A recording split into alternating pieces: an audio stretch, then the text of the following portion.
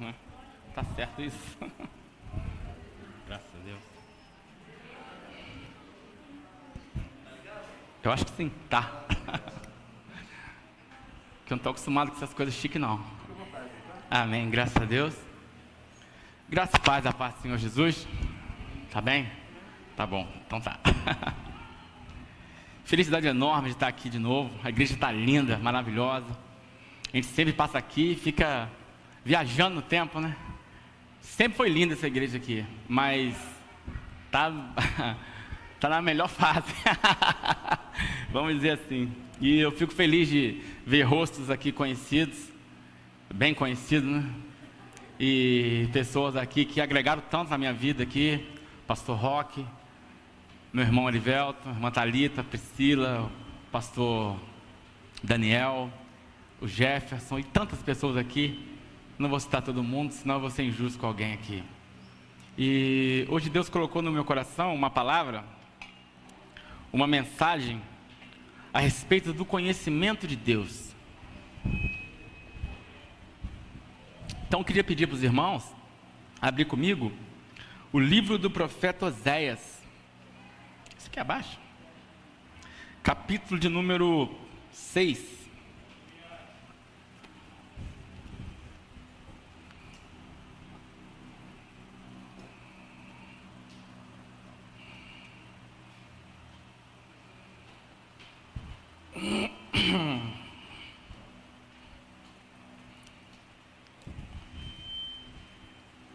Todo mundo achou? Livro do profeta Oséias, capítulo de número 6. Vamos ler a partir do verso 1. Vinde, tornemos ao Senhor, porque Ele nos despedaçou e nos sarará. Feriu e nos atará a ferida. Depois de 2 dias, nos dará a vida. Ao 3º dia, nos ressuscitará e viveremos diante dele. Então conheçamos e prossigamos em conhecer ao Senhor. A sua saída como a alva é certa, e ele a nós virá como a chuva serôdia que rega a terra. Que te farei, ó Efraim? Que te farei, ó Judá? Porque a vossa benignidade é como a nuvem da manhã, e como o orvalho da madrugada que cedo passa.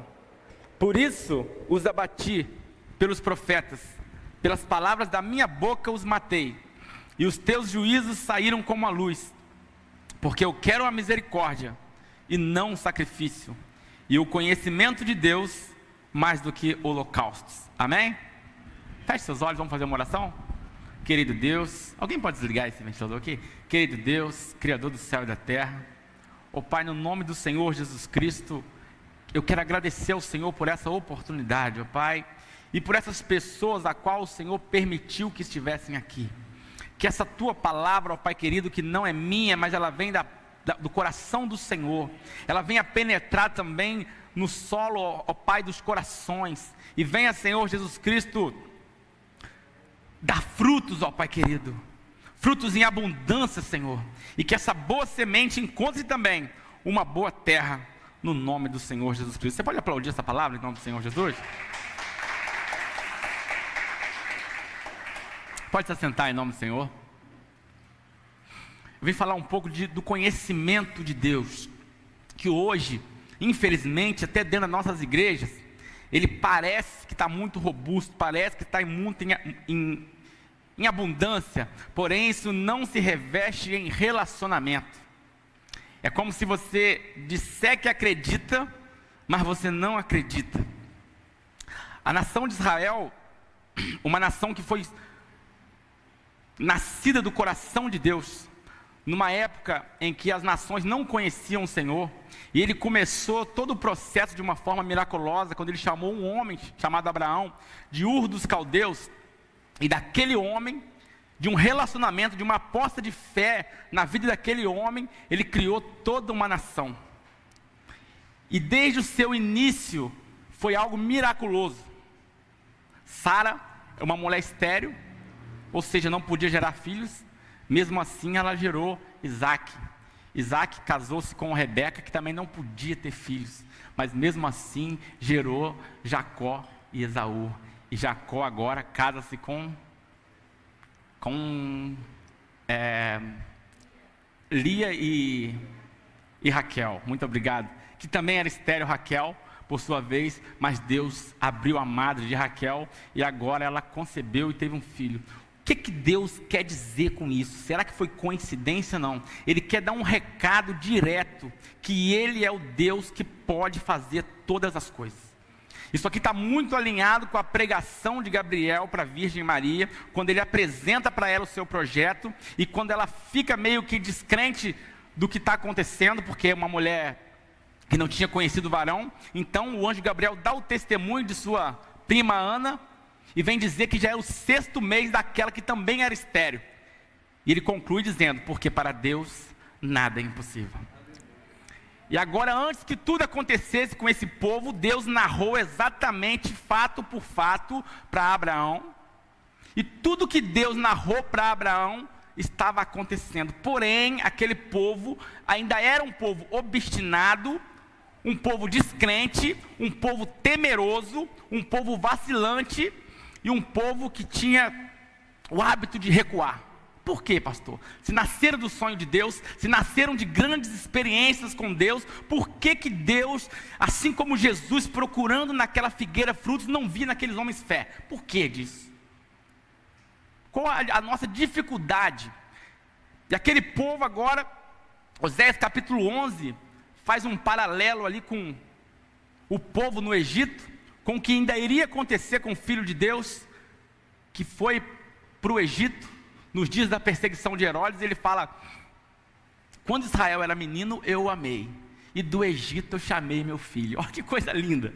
Ele está comparando aquela nação com seu filho. Olha a importância e o amor que ele dá para aquela nação. Mas essa nação, ela não consegue entender o privilégio que ela tinha mediante as demais nações, e agora ela vinha olhar para as outras nações com um olhar de inveja, querendo ser como as nações ao seu redor. E eu queria que você entendesse que o privilégio que havia sobre a nação de Israel hoje está colocado sobre a sua vida. Você é um privilegiado, você que conhece a Deus, você que testemunha a palavra de Deus, e você que sobretudo crê na palavra de Deus, você é um privilegiado. Esses privilégios agora, segundo João capítulo 1, estão sobre a sua vida. Você precisa então investir no maior relacionamento que você tem, que é o seu relacionamento com Deus. O escritor de Eclesiastes foi muito feliz quando ele escreve aos jovens, e ele diz, lembra do seu Criador nos dias da sua mocidade. Porque esse é o maior conselho que um jovem pode obter, guardar e viver, fazer disso a sua bandeira. Porque se desde novo você manter um relacionamento com Deus, financiar esse relacionamento, apostar tudo nesse relacionamento, não tem como um menino não ser um grande homem, uma menina não ser uma grande mulher. Não tem possibilidade. E eu amo quando ele fala do seu Criador, porque se ele falasse, lembra do seu Deus, ficaria complicado. Porque hoje nas igrejas, qualquer igreja, se eu perguntar quem é o seu Deus, todo mundo vai dizer que é Jesus. Porém, na prática, isso não é bem assim. O seu Deus é aquele que governa lá na sua casa. É aquele que toma a maior parte do teu tempo. É aquele que você passa a maior parte do seu tempo pensando nisso. Esse que é o seu Deus. Se não for o Deus da Bíblia, então você precisa ajustar essas coisas. E o povo de Israel nos deu exemplos inúmeros do relacionamento com Deus. Toda vez, irmã Thalita, que o povo de Israel se aproximava de Deus, prosperava. Toda vez que o povo de Israel se apegava a Deus, independente de recursos, de poder militar, ele era vencedor. Independente de número de circunstâncias, Deus sempre mostrou para aquele povo, vocês precisam de mim. Tanto que o profeta Oséias vai dizer, vai dar o diagnóstico, pelos teus pecados vocês têm caído, mas eu sou o socorro de vocês. Está muito claro. Por que a gente não consegue seguir? Orar e ler a Bíblia é algo tão simples. E por que a gente não consegue? Por que há tanta dificuldade? Você precisa entender que há uma força sobrenatural que vem do inferno para atrapalhar você de investir no teu espiritual. Jesus, quando ele falou, o espírito está pronto, mas a carne é fraca, ele estava querendo dizer exatamente o que ele disse, que o espírito é forte e a carne é fraca. Exatamente. Você, quando você foi criado, o ser humano, Deus usou os elementos dessa terra para criar o ser humano. E depois ele soprou de dentro dele o fôlego de vida. O teu espírito, ele precisa de Deus. Ele veio de Deus. Ele só vai descansar quando ele repousar em Deus. O seu espírito pertence a um lugar onde não existem derrotas. Só que nós investimos mais na nossa carne e nós ficamos confundidos. Porque nós proclamamos de um Deus espiritual, a qual Jesus explicou para aquela mulher samaritana, os adoradores em espírito e em verdade, mas nós somos seres carnais. E nesse período de Oséias, havia uma corrupção religiosa, uma corrupção civil e uma corrupção política. Ele era contemporâneo de Isaías, enquanto ele profetizava, mais ou menos. Enquanto ele profetizava no reinado norte, Isaías estava no reinado sul. E quando ele fala de conhecimento de Deus aqui, falando que o meu povo erra por não conhecer o Senhor. Foi o que ele disse aqui, colaborando com o que Jesus falou também lá em Mateus 22. Lá no reino sul, falei o reino norte. No reino sul, Isaías está falando algo parecido. E ele começa a usar uma frase que aponta para a aliança abrâmica. Quando ele fala, agora eu vou chamar os céus e a terra como testemunhas diante de ti. Porque eu criei filhos e eu os fortaleci, mas eles se vão de mim. Eu não consigo entender Israel. Assim como eu também não consigo me entender várias vezes. E ele diz assim, o boi conhece o seu possuidor. Ele pega mais pesado, não é, Livelto? E o jumento conhece o seu dono, mas o meu povo não me conhece. O meu povo não me conhece. Olha, é só eles olharem as histórias. Que no deserto não tinha comida, mas eles não passaram fome. Não tinha água, mas eles não passaram sede. Havia um mar na frente deles e Deus abriu o mar. Deus sempre foi com eles. Eles sempre prevaleceram. O livro de Números, quando você começa a entender o livro de Números, eu fiquei maravilhado. Porque é um livro que esfrega a grandeza de Deus na cara daquela população. Quando Deus apregou um censo para contar os seus exércitos. E agora conta, ó, temos X homens para lutar. Sim, tá. E os vigias contaram que eles têm quanto lá? Ih, é muita coisa. O número é muito maior. Esse é o diagnóstico. Eu quero que vocês entendam que será uma obra de Deus. Da parte de Deus. E quando esse povo, nos dias de Jeroboão II, esse povo viveu uma prosperidade enorme. E esse povo pegou essa prosperidade, esse tempo de paz, e começou a fazer acordo com a Síria, começou a fazer acordo com o Egito, acordos políticos, mas não só políticos, havia uma libertinagem ali dentro de Israel. E eles começaram a adorar o chamado Deus Baal. Um Deus que prometia, que era o Deus da tempestade, que prometia então fertilidade para a lavoura e para os animais. Consequentemente, se tinha lavoura, se tinha grama, os animais iriam ficar fortes. Fertilidade, chuvas em abundância. E eles conheciam o Deus que criou tudo, que tirou eles do Egito, botando os deuses egípcios de joelhos. Mas eles caíram nessa. E agora morre o rei chamado Jeroboão II. E quando ele morre, em 12 meses, passaram-se 4 reis, porque assumiu um, em 6 meses ele foi assassinado, depois, se eu não me engano, em 1 ano assassinam o outro, ou melhor, em 3 meses assassinam o outro, e assim sucessivamente, uma conspiração, ninguém se entendia, todo mundo queria o poder pelo poder, e a injustiça começou a reinar naquele lugar. Aí Deus levantou o profeta Oséias, e agora o profeta Oséias, ele começa com uma mensagem, ele é conhecido como o profeta do amor.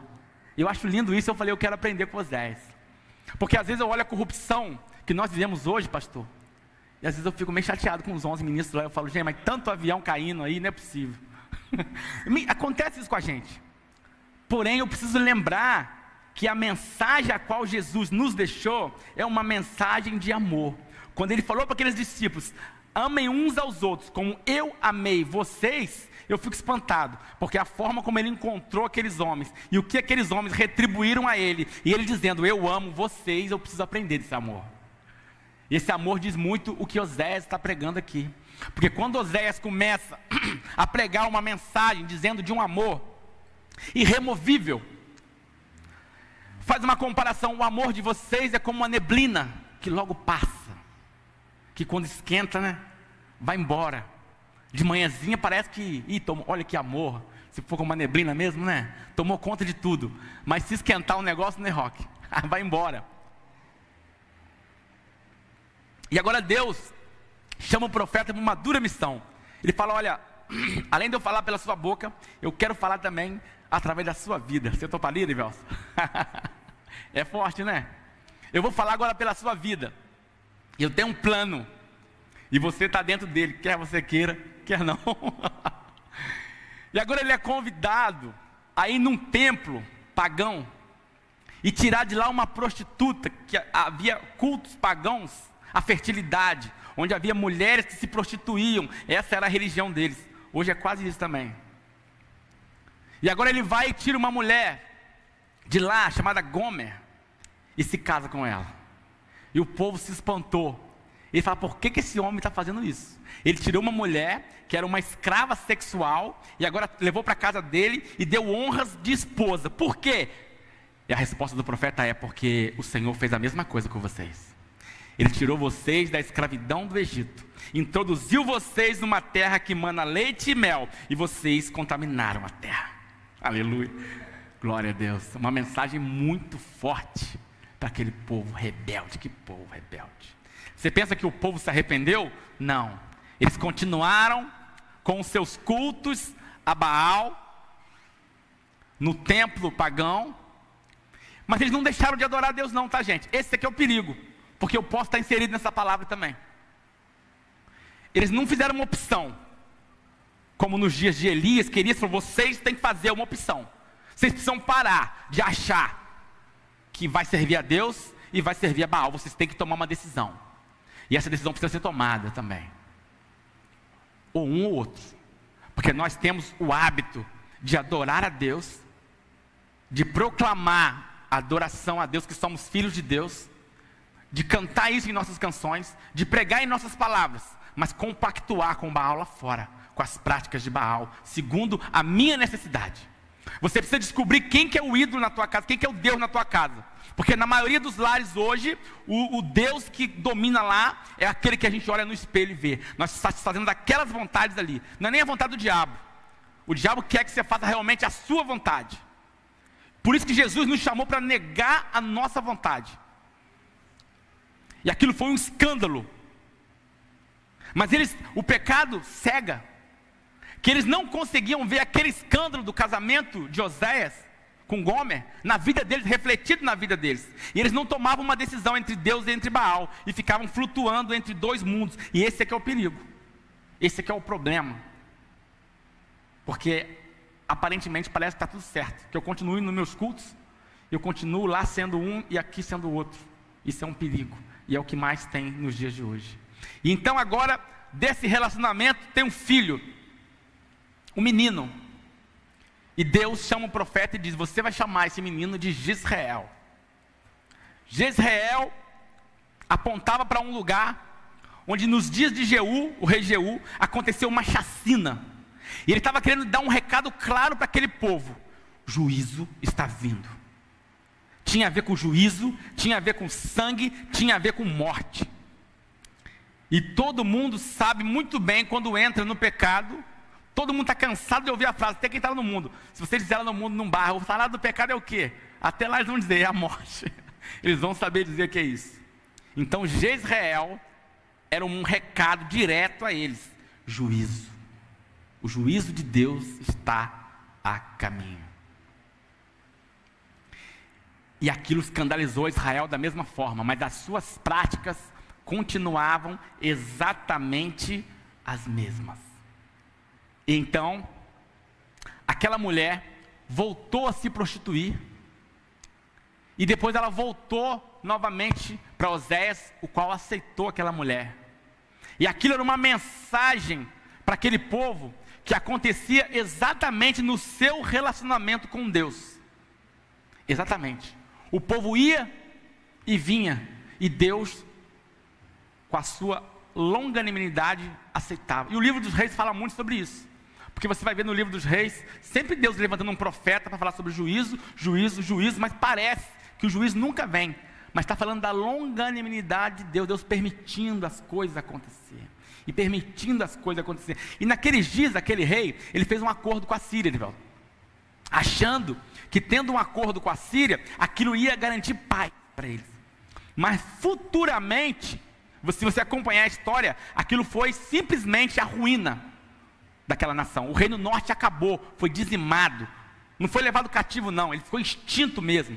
Samaria foi extinta pela Síria, fez um acordo com eles, guerreava a guerra do inimigo, mas depois esse próprio inimigo, depois que não tinha mais o que tirar dele, não tinha mais proveito nessa amizade, se voltou contra Israel agora, e acabou com Israel. E esse é o plano do diabo para você. Se de repente você anda fazendo a sua vontade ou a vontade dele, ele quer fazer uma aliança com você, ele quer te dar aquilo que você gosta, aquilo que seu corpo gosta, que a sua carne gosta, aquilo que vai em desencontro com a vontade de Deus. Ele quer que você faça exatamente isso. Mas não se engane, o final de tudo isso é a morte. Provérbios diz que há caminhos que ao homem parece ser direito, mas o seu fim é a morte. Mas Provérbios 25 também diz: tire toda a escória da prata e você terá um vaso para o ourives. Olha que coisa linda. Se eu tirar toda a sujeira da prata, vai estar apta a ser um vaso para o ourives. E agora, Oséias recebe Gomer novamente, e eles têm agora uma filha. E ele vai pôr o nome, a mando de Deus, de Lo-Ruama, que quer dizer algo parecido com não favor, ou não compaixão. E quando alguém perguntava, mas por que esse nome? Porque Deus está querendo dizer para vocês que o tempo está chegando, que vocês estão ultrapassando todos os limites, e Ele não terá compaixão. Essa é uma mensagem muito séria para os dias de hoje.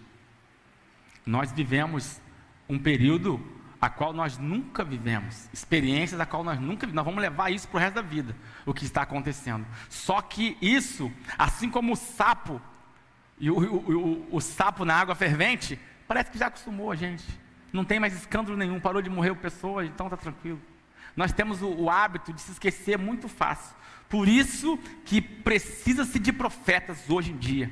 Precisa-se de pessoas para lembrar que a palavra de Deus é séria, que Deus ele vive, que a libertinagem está por aí, mas Deus chama você por um reto caminho, por uma vida de separação, e você precisa ter coragem para fazer isso.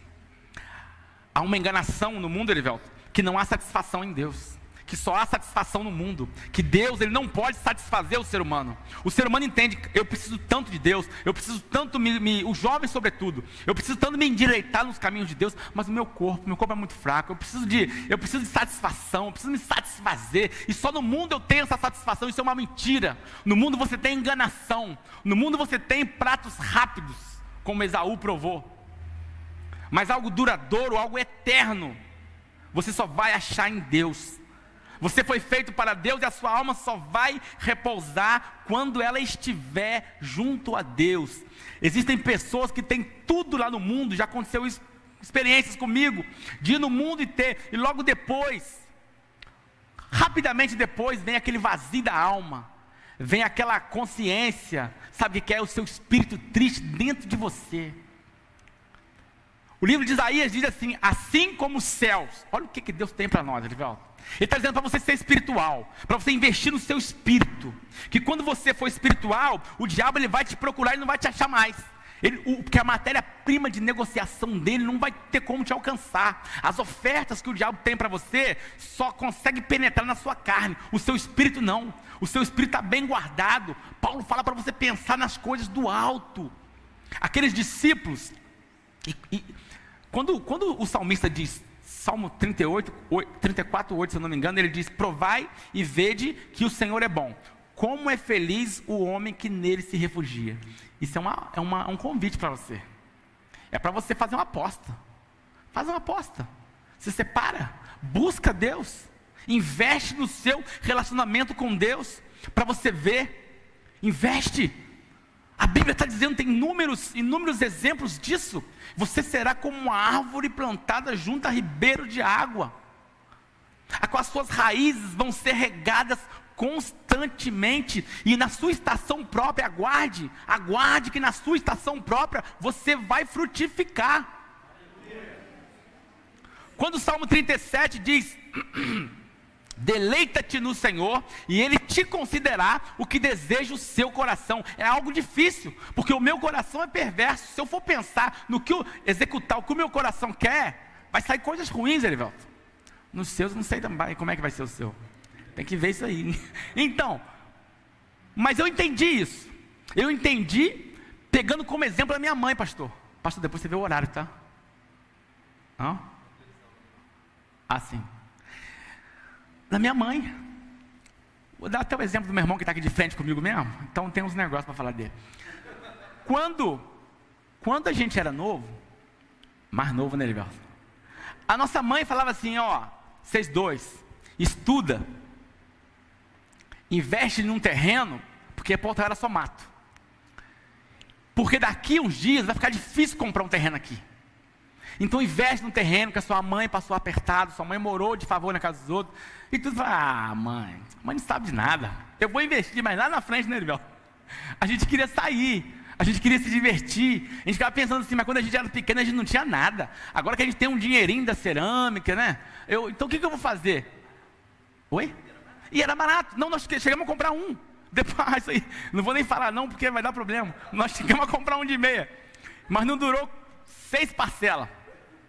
Tá? Depois você conversa com o seu evangelista, que ele te explica melhor. Mas nós investimos em outra coisa.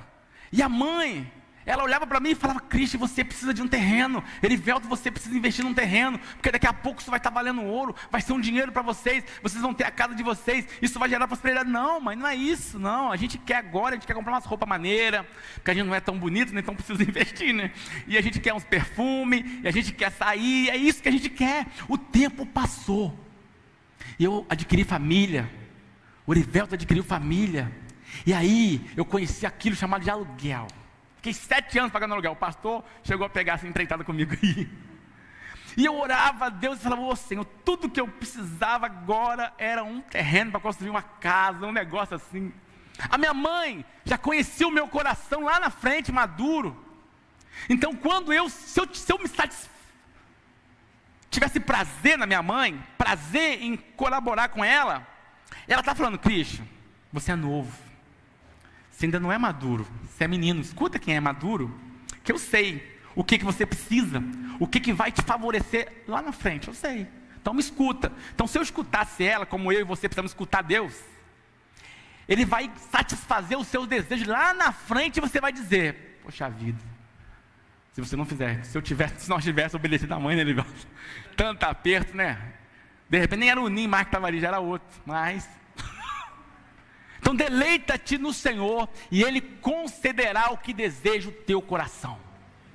A palavra perfeito na Bíblia, quando Paulo fala sobre para você ser perfeito, está querendo dizer para você, porque é uma palavra que pesa, né? Ser perfeito vai ser meio difícil, João Paulo. Maduro. Ele chama você a deixar de ser menino, a ser maduro, a ser firme nas suas escolhas. Agora Oséias vai ter um outro filho, uma outra filha agora, e põe o nome de Lo-Ami, que quer dizer não meu povo.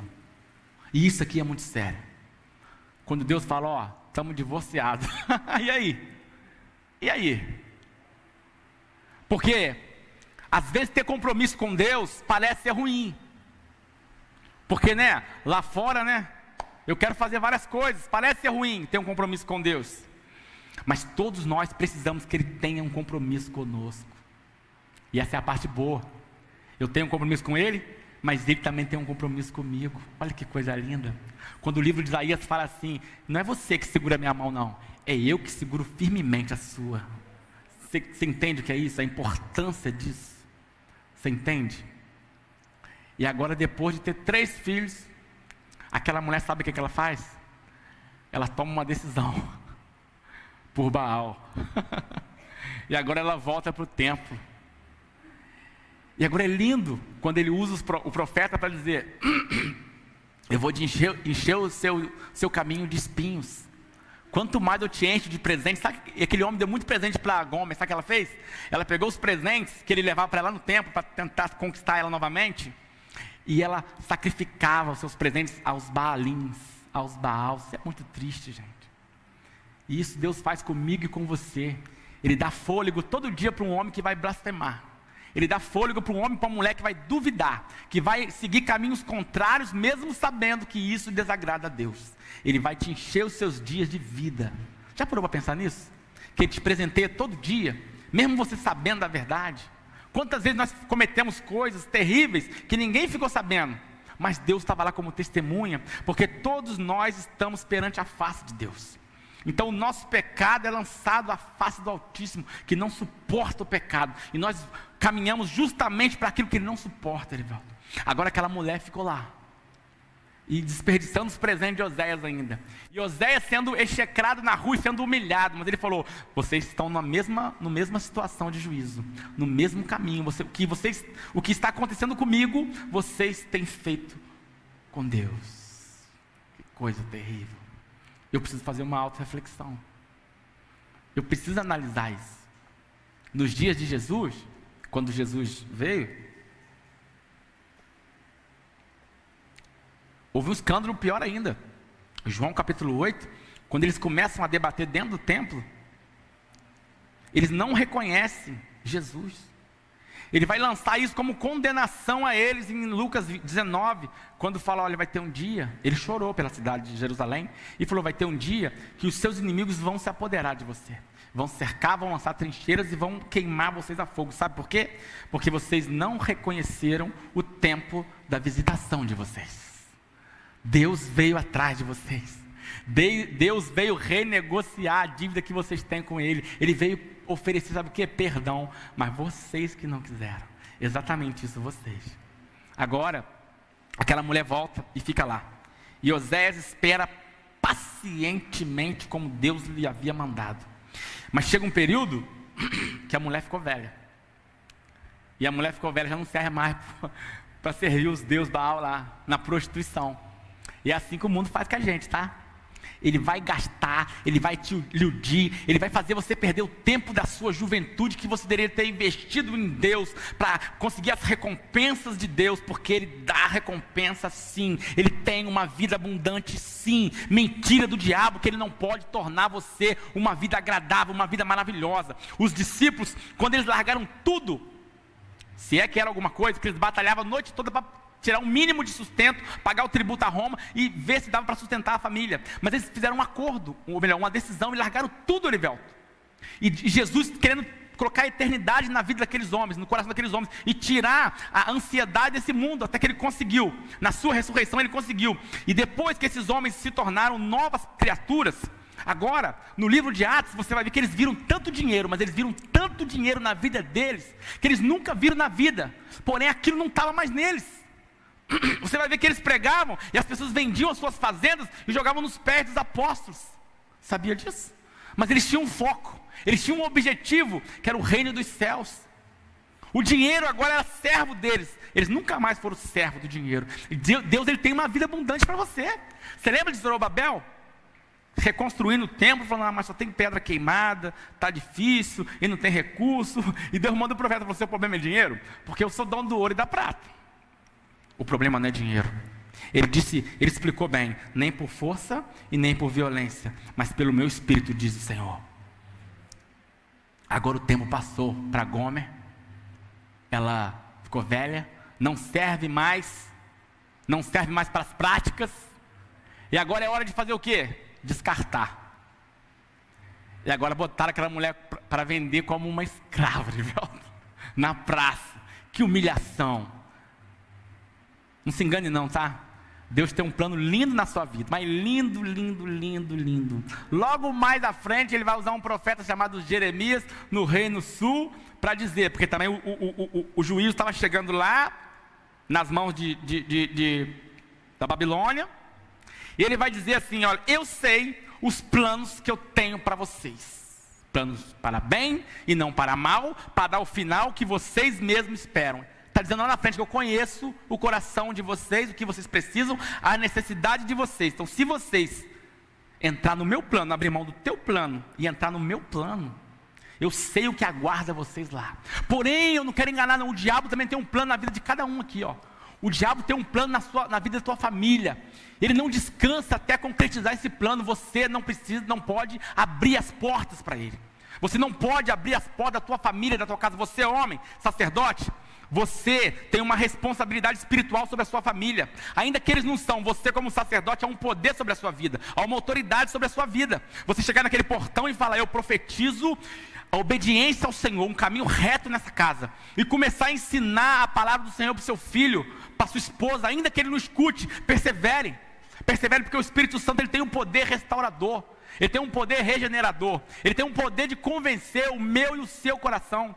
E agora aquela mulher posta num leilão, já velha, usada, humilhada, agora a realidade começa a cair sobre ela, que ela foi usada ali, e aquilo ali era vendido como um refúgio, alguém poderia comprar para ser escrava, para trabalhar o resto da vida e morrer. Mas no capítulo 2 do livro de José acontece algo extraordinário. Alguém aparece naquele leilão, Olivelto, e dá um lance completamente alto, totalmente desproporcional. Está lá alguns talentos de prata, que eu nem sei fazer essas contas aí. Oséias foi lá e pagou o mais alto preço, o mais alto lance, e resgatou Gomer de volta. E agora a sociedade em volta imaginou, ele vai lavar a honra dele, ele vai comprar ela para ter direito sobre ela, ou ele vai matar ela em praça pública porque a lei permitia isso, ou ele vai botar ela numa situação de humilhação para ela aprender tudo o que ela fez. E ele foi e restabeleceu ela no lugar de honra, e deu todas as honras que ela não merecia. E essa palavra diz respeito a mim e a você. Essa palavra é o plano que Deus tem para mim e para você. Independente de como tem sido a sua vida, de repente você tem que se envolver com as coisas mais sujas lá fora. Deus, Ele pode tornar tudo novo. É a mensagem que o contemporâneo dele pregava lá no Reino Sul, quando Isaías falava, ainda que os seus pecados sejam vermelhos como a escarlate, eu posso tornar eles branco como a mais pura lã. Aleluia. Isso é lindo, né? Com Deus é assim, ó. É a partir de hoje. Qualquer um pode se levantar e falar, a partir de hoje, não mais. Ele fala, eu apaguei agora, está tudo apagado. Nova criatura. Eu e você somos um a partir de hoje. Ele não só diz isso, ele fala, eu te ajudo, eu te esforço com a destra da minha justiça. Só que eu li algo na Bíblia que me deixou embasbacado, irmão. Me deixou de uma forma... eu falei, gente, isso é um escândalo maior do que ele ter resgatado Gomer. No livro de Joel e no livro de Zacarias, olha, eu acho que é Zacarias 9, verso 12. Eu posso errar, mas de repente, coloca aqui. Ele tem um recado para os escravos. Ó, voltai à fortaleza, ó presos de esperança. Também hoje vos anuncio que vos recompensarei em dobro. Não, peraí, mano. Está errado, creio, não está? Está errado, Rivaldo. Esse povo aí é o povo do sul que foi para a Babilônia. Sabe por que eles foram para a Babilônia? Por causa dos erros deles, os seus pecados. Jeremias fala em Lamentações, que se lamenta o homem vivente? Lamente-se cada um pelo seu próprio pecado, as suas escolhas. Oséias fala a mesma coisa no Reino Norte. Israel, pelos teus pecados você tem caído, pelos seus erros, pelas suas escolhas você tem caído. Agora Deus está falando que vai restituir eles no lugar deles, vai restaurar tudo, e ainda vai recompensar. Joel fala, eu vou recompensar o ano do gafanhoto. Que isso? Deus está dizendo para você que se a partir de hoje você fizer um acordo com Ele e se arrepender do seu mau caminho, Ele vai mudar tudo a partir de hoje e Ele vai fazer você voar com asas de águia, porque você vai recompensar o tempo perdido, que em Cristo tudo se fez novo. Mas você precisa ser corajoso e fazer uma aposta com Ele, porque se você fizer um acordo com Deus nos dias de hoje, o inferno, ele vai duplicar os ataques contra você, ele vai duplicar as ofertas, ele vai querer fazer como se você fosse importante, assim como Gomer deve que achou que deveria ter algum destaque naquele templo, mas o seu e o meu final, se você optar por se distanciar de Deus, não será diferente do de Gomer. Nós seremos depois escravizados e vendidos. E aqui na história, Gomer ainda foi comprada. Eu quero dizer que você já foi comprado. Você precisa fazer jus agora a essa ação de Deus. Você precisa dar crédito a essa pregação, a esse feito maravilhoso manifestado pelo braço de Deus, que Ele pagou um alto preço por mim e por você, que nós não valíamos. Deus apostou tudo em nós. Você precisa fazer jus nisso. Quando Jesus chegou, Erivelto, andando e ninguém reconhecia, nem os que estavam com Ele reconhecia. Quando eu li a multiplicação dos peixes e dos pães, quando tinha lá 5.000 homens, fora mulheres e crianças, e Ele falando que Ele era Deus, que Ele era Jesus, que Ele era o Cristo, Deus na terra. E agora os discípulos ficaram desesperados, porque eram 5.000 homens, fora mulheres e crianças, e ainda tinha 5.000 pães e peixes. E agora Jesus começa a organizar, como lá no deserto, para ver se isso apontava alguma coisa para eles. Se vocês entendessem quem sou eu, se vocês crescem que eu sou Deus, você fala: rapaz, isso aí é café pequeno para ele. Rapaz, o quê? 5.000? Ele sustentou 430.000. E não foi numa vez não, foi todo dia por 40 anos. Você está entendendo? Eles não reconheceram quem era. Quem? Quando Jesus sai e vê o povo, a narrativa diz assim: Ele teve piedade deles, porque eles eram como ovelhas que não tem pastor. Não era isso? Não foi isso? Quando você vai lá em Números, capítulo de número 27, se eu não me engano é o verso 16, 17. Quando ele chama Moisés, fala: Moisés, acabou, você vai morrer. Essa é a oração de Moisés.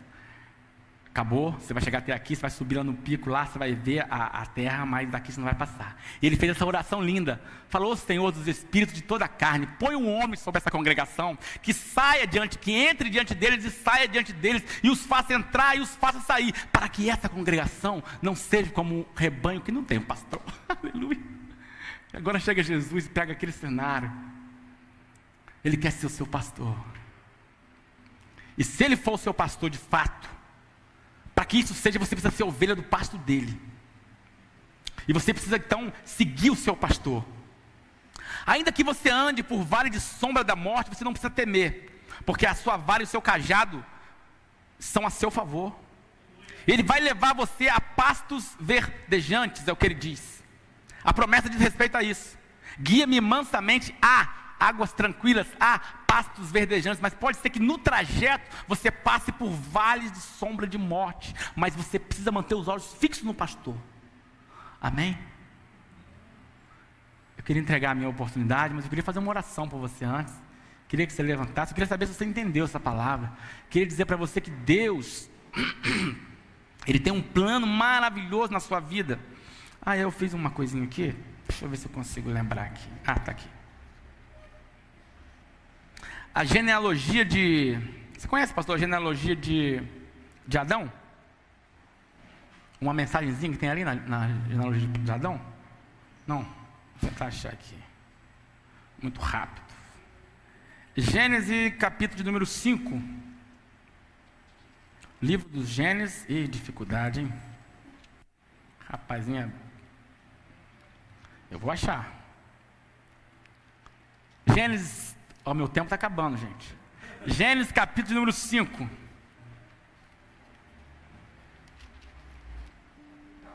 O povo está tranquilo aí.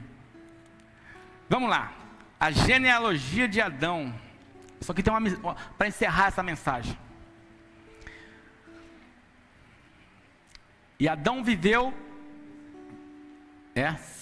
Gênesis 5, 3. E Adão viveu 130 anos e gerou um filho à sua semelhança, conforme a sua imagem, e pôs o nome de Sete.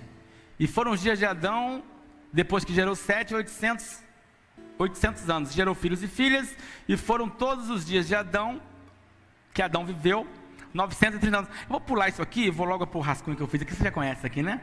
Que Adão gerou Sete, Sete gerou Enos, Enos gerou Cainã, Cainã gerou Malaléu, Malaléu gerou Jerebe, Jerebe gerou Enoque, Enoque gerou Matusalém, Matusalém gerou Lameque, que gerou Noé. E agora o significado dos nomes: Adão, homem; Sete, determinado; Enos, mortal; Cainã, desgraça; Malaléu, o santo de Deus; Jerebe, descerá; Enoque, ensinando; Matusalém, sua morte trará; Lemeque, desesperado; e Noé, conforto, que diz: o homem determinado à morte, à desgraça, mas o santo de Deus descerá, ensinando, e a sua morte trará ao desesperado conforto ou alívio. Glória a Deus, é uma mensagem, né? Glória a Deus. Então está na genealogia desses homens, e é um recado para mim e para você. Não se engane com o mundo, não. O mundo vai tentar te enganar de todas as formas, meu homem, todas as formas, para você optar pelo momentâneo, como fez Esaú. Ele ficou até com dinheiro, mas Jacó saiu só com um bordão. Quando Jacó voltou, ele voltou transformado, com um novo nome, com uma nova perspectiva de vida, com um norte, sabendo quem ele era em Deus, com a promessa, e voltou com filhos e filhas, e voltou rico demais. Se Deus quiser te fazer rico, ninguém pode impedir, nenhum homem. Só que a riqueza não pode estar aqui, não. Ele vai botar a eternidade aqui, e aí você está pronto para ter o melhor dessa terra. Quando a eternidade, quando o eterno governar aqui, tudo vai te servir, como foi o projeto primeiro lá no Éden. Amém? Pai, em nome do Senhor Jesus Cristo, eu quero agradecer ao Senhor por esse momento, Pai. Eu venho pedir ao Espírito Santo de Deus que venha agora sondar os corações. Ó Pai, que venha agora, Senhor Jesus Cristo, sondar se há algum caminho mau, Senhor, se há alguma oferta do diabo, Pai querido. Que o Senhor possa esclarecer essa mensagem nos corações, e que eles possam entender, ó Pai, o quão alto é o teu caminho, Pai. Assim como os céus são mais altos que a terra, assim os teus caminhos são mais altos que os nossos caminhos, e os pensamentos que o Senhor tem para nós, os planos que o Senhor tem, muito mais altos do que os nossos planos.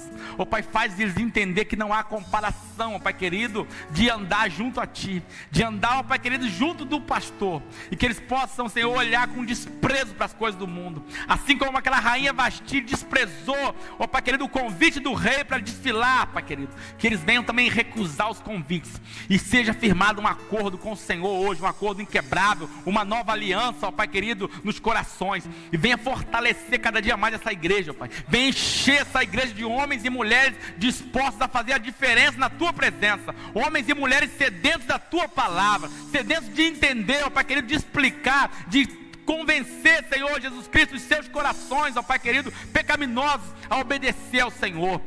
Ó Pai querido, que sejam agora, Senhor, pessoas inflamadas, pessoas, ó Pai querido, como tochas acesas, ó Pai querido, na plantação do inimigo lá fora, que tem plantado engano, que tem plantado uma sensação de poder nos nossos jovens, nas nossas meninas, de empoderamento, ó Pai querido, uma plantação de ervas daninhas, mas que agora cada um aqui possa ser, ó Pai querido, como raposas incendiadas, soltadas por Sansão na plantação do inimigo, e venha queimar, ó Pai querido, e venha desfazer as obras de Satanás. Assim eu profetizo uma igreja forte, uma igreja sadia, uma igreja baseada na palavra de Deus, não no meu nome, mas no nome de Jesus Cristo. Deus